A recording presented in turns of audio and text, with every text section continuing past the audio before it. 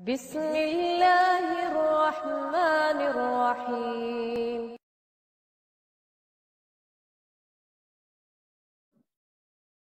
Ketika kita menjual barang kepada orang lain, tidak ada syarat ini. Kita tidak diperintahkan untuk memberikan syarat harus tidak digunakan untuk kemaksiatan. Karena itu sudah ada dalam syariat Allah Subhanahu wa taala. Setiap orang tidak boleh melakukan itu. Sehingga tidak ada kewajiban bagi kita untuk memberikan syarat itu.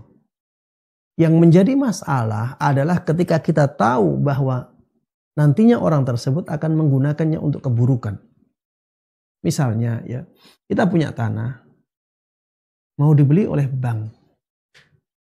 Dan kita tahu bank membutuhkan misalnya membutuhkan kantor di situ.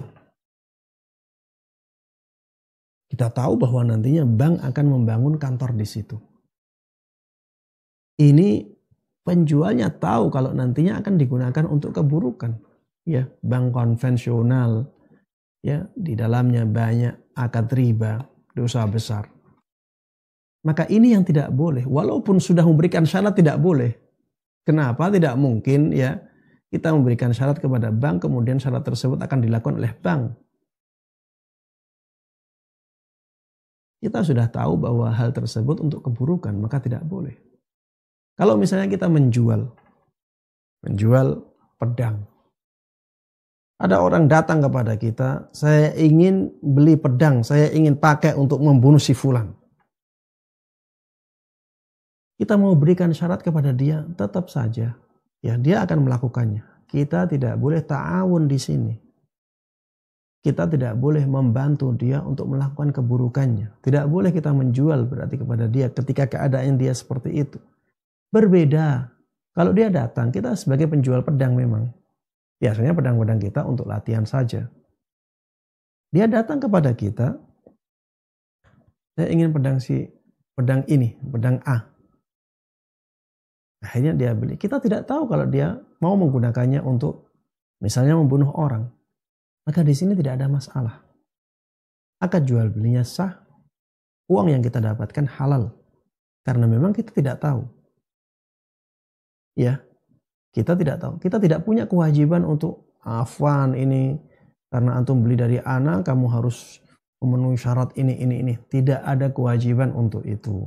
Ya, tidak ada kewajiban untuk itu. Semuanya ini sudah diatur oleh Allah apabila orang menggunakan nikmatnya tidak boleh digunakan untuk kemaksiatan. Dan alangkah beratnya ketika setiap orang diberikan kewajiban untuk seperti ini. Nanti bagaimana dengan toko-toko retail? Ya.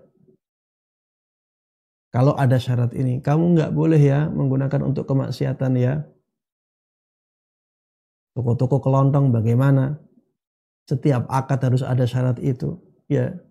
Ini bukan kewajiban ya, bukan kewajiban dan semuanya sudah diwajibkan oleh Allah Subhanahu wa taala untuk menggunakan nikmat-nikmatnya hanya untuk kebaikan. Ya, sehingga tidak ada kewajiban ini.